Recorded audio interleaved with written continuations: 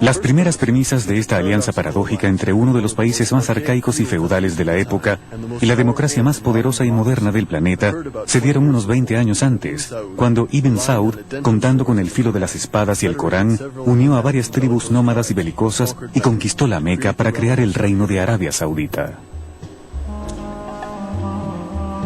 Hay una anécdota relevante sobre los tiempos heroicos de la exploración petrolera.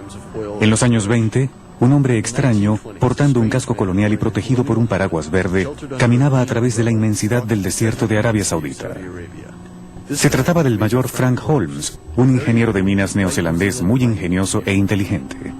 Su objetivo era encontrar un espécimen muy raro de mariposas negras, una metáfora bastante poética de la riqueza que habría de representar el oro negro y que él fue el primero en percibir. Contactó a la entonces Anglo-Persian, la cual envió a un equipo de geólogos al sitio. Pero como solo estaban acostumbrados al modelo iraní, no se imaginaron que los indicios de petróleo que buscaban estaban ocultos debajo de las dunas de arena frente a ellos. El informe que levantaron fue negativo. La Anglo-Persian abandonó el proyecto sin saber lo cerca que estuvo del tesoro más preciado en la historia del petróleo.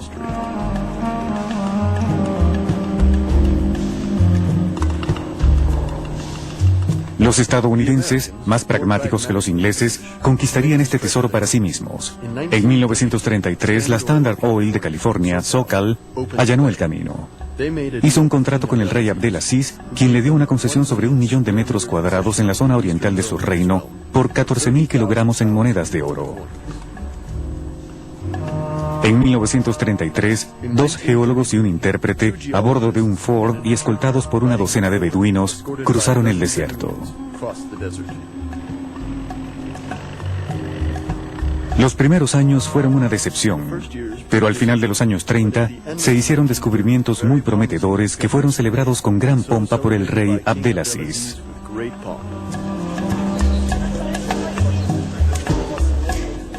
Esto marca el inicio de la fabulosa aventura del petróleo saudita. 10 años después, a comienzos de la década de 1950, experimentaría su primer éxito en la región de Ghawar, donde se descubrieron varios yacimientos, todos pertenecientes a un mismo campo petrolífero de 200 kilómetros de longitud. Esta enorme mancha de petróleo, con una superficie de 2.250 kilómetros cuadrados y que sigue siendo aún la más grande del mundo, llevó a los geólogos a decir que Arabia Saudita flotaba sobre un mar de petróleo. Texaco y SoCal no podían manejar todo por sí solas, así que se asociaron con Mobil y la Standard Oil de Nueva Jersey, hoy en día Exxon.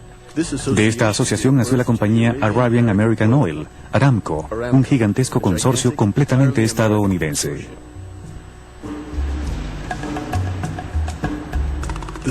El éxito de esta industria en plena expansión fue una de las razones para que los empresarios petroleros ignoraran las revueltas políticas que comenzaron a suscitarse en los países productores. A partir de los años 50, mientras se propagaba a través de los países del Medio Oriente un sentido nacionalista, surge un cierto grado de conciencia entre las poblaciones recién liberadas de los colonizadores, después de haber estado bajo el yugo del Imperio Otomano por más de 5 siglos. Hubo una especie de búsqueda de identidad. ¿Quiénes somos? ¿Qué estamos haciendo? Entonces se desarrolló el nacionalismo árabe. Inicialmente fue representado por el partido Baath, luego por Nasser, y también por tendencias políticas muy poderosas como el socialismo, el marxismo, el fundamentalismo, más recientemente y últimamente el terrorismo, por desgracia. Esta ola nacionalista fue lo que permitió el surgimiento de la conciencia pronacionalista del petróleo. Estos países se dieron cuenta de que fueron engañados con los llamados acuerdos de concesiones, firmados entre la Primera y la Segunda Guerra Mundial. Juan Pablo Pérez Alfonso, el caballero guerrillero. Un país no árabe, Venezuela, tendría un papel importante en el nacionalismo petrolero. Junto a México, es uno de los más antiguos productores de petróleo de América Latina.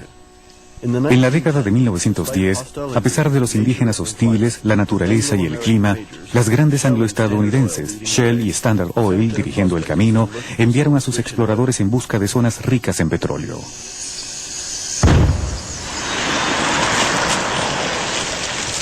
Después de un inicio infructuoso, en los años 20 se hicieron descubrimientos nuevos, uno tras otro, especialmente en la cuenca del lago de Maracaibo. Caudillos petroleros sanguinarios y corruptos, que eran como títeres en manos de las grandes, iban y venían en innumerables golpes de Estado que los llevaban al poder. Esta situación terminó solo después de la Segunda Guerra Mundial, con la caída del dictador Marcos Pérez Jiménez.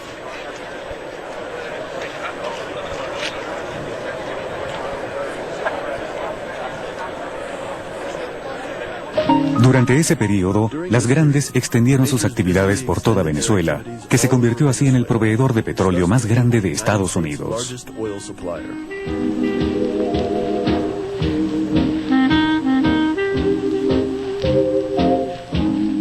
Para la mayoría de los venezolanos, las viviendas de los trabajadores petroleros, construidas según modelos estadounidenses, eran la vitrina de exposición de una prosperidad ilusoria, como se muestra en esta película promocional que alaba la gloria de las grandes.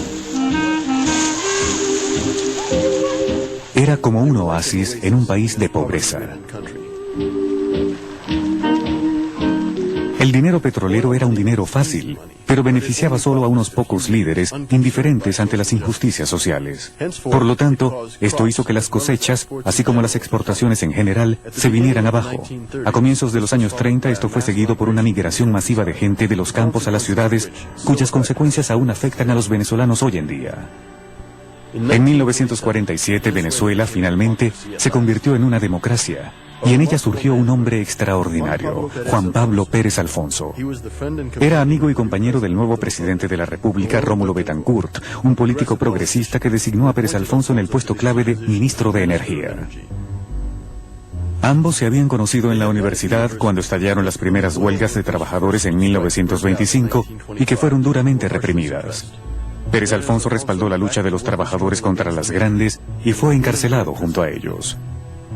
Desde entonces, su sueño anhelado era transformar lo que él llamaría la maldición del petróleo en un medio para promocionar a su país y más aún a los países que pronto serían llamados el Tercer Mundo. Porque parte de estos ajustes deberían distribuirse hacia el tercer mundo pobre, que podríamos decir en vez de no imaginar otro cuarto mundo. Pero lo que es fundamental en lo que yo digo es lo que no se ha hecho nunca, que es que darle una participación al tercer mundo como un derecho reconocido. Y entonces en esa forma estamos nosotros obteniendo un poder que no tenemos al encontrar apoyo en ese tercer mundo que vamos a favorecer para que nos apoye. Y al mismo tiempo también indirectamente nos introducimos en la economía de los países desarrollados, porque ellos van a ver sus pequeñas y medianas industrias que no hacen comercio con los países petroleros, que se les abren nuevos mercados en los países del tercer mundo. Con sus discursos, Pérez Alfonso se convirtió rápidamente en la pesadilla de las grandes, que lo apodaron el caballero guerrillero. En 1948, un año después de ser nombrado ministro de Energía, Pérez Alfonso se adjudicó su primera victoria cuando refutó los viejos acuerdos de concesiones impuestos por las grandes, mediante los cuales el Estado recibía solo 10% de las ganancias del petróleo. Luego de duras negociaciones, Pérez Alfonso logró obtener un aumento, 50% en lugar del 10% original, el famoso 50-50 o 50-50. Su éxito se convirtió en un modelo para todos los países productores en vías de desarrollo que también querían mejorar sus ingresos. La tragedia de Mossadegh.